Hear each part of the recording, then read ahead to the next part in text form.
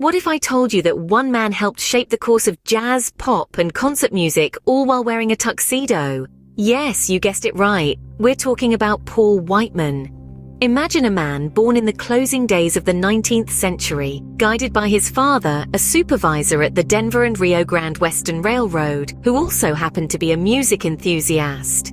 This man, young Paul, was destined to change the world of music forever.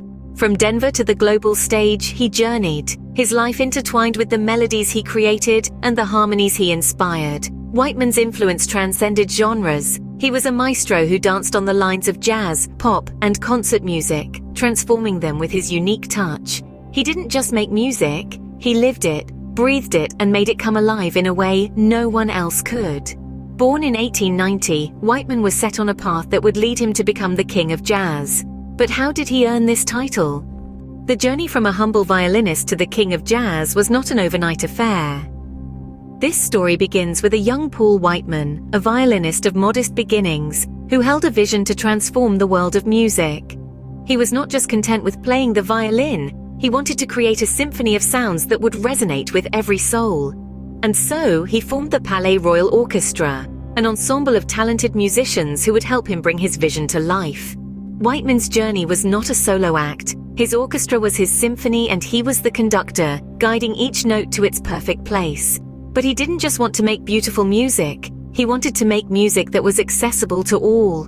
He believed in the power of jazz, its rhythm, its soul, and its ability to touch hearts. But he also knew that for many, jazz was an acquired taste. So he set about to change that. He started experimenting, blending the traditional elements of jazz with more popular music styles.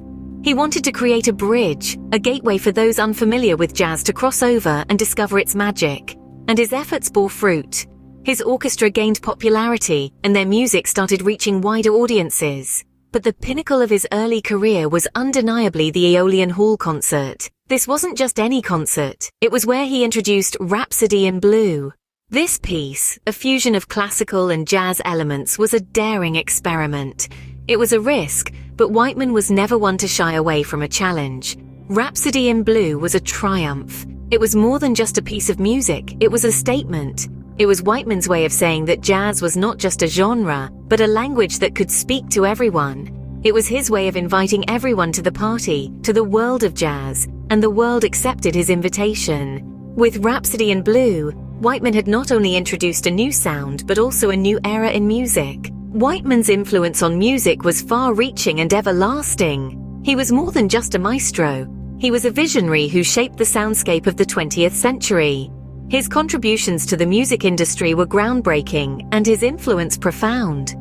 Whiteman's unique blend of jazz and orchestral music, his innovative arrangements, and his uncanny ability to spot talent made him a trailblazer.